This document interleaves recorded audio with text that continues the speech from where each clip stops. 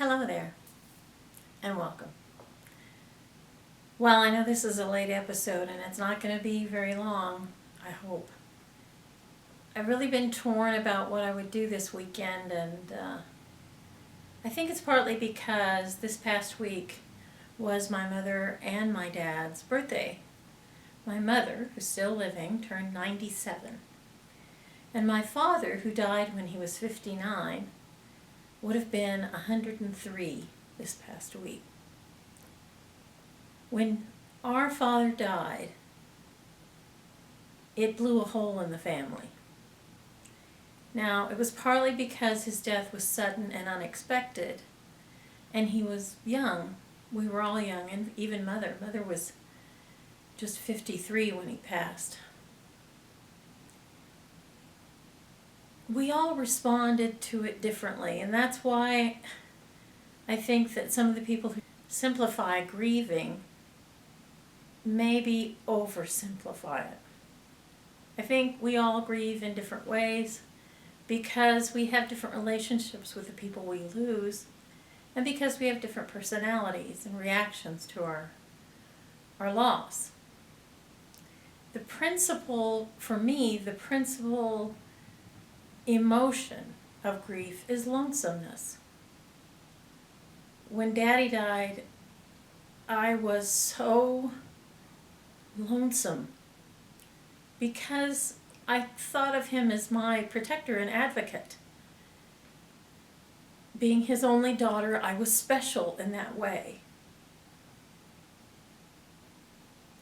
John was an all-life person for me, but my earliest memories of him really are when he was nearly a man. My earliest clear memories of John are when he was 16 and 17 years old. Whereas my oldest brother's memories of his brother John is of a child. And so our reactions to his loss are bound to be different. And my youngest brother only knew John and Dean the way you might know uncles in most families. We didn't really live in the same house with them for an extended amount of time. But Brian and I did. It was almost like my parents had two sets of children, the boys and Eva and Brian. When we grieve, part of what we're doing, of course, is confronting something that's difficult to confront, and that is our own mortality. But we're also confronting what we're supposed to do afterward. My Grandma Jones had a lot of problems, but she was very clear about our job in grief. She had plenty of griefs. I was named after the little toddler, her first child, who died of whooping cough in her arms. So she knew something of grief.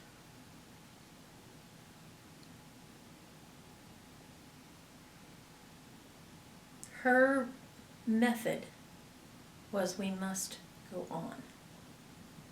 That is our requirement. We must go on. And I suppose that's part of what I'm trying to do, to go on. In the face of the loss of a really central person in my life. John wasn't so much a protector as a pal, a brother and a friend, and someone who was flawed just like everybody else, but whose flaws I understood, and I tried my best to accept.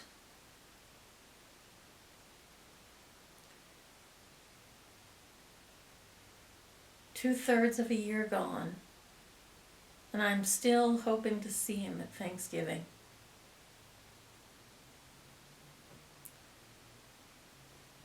Well, hopefully I'll see somebody since the family's invited, and hopefully I'll be ready. That's it for today. I hope you have a glorious rest of the day, and I hope you see me again, you gorgeous people.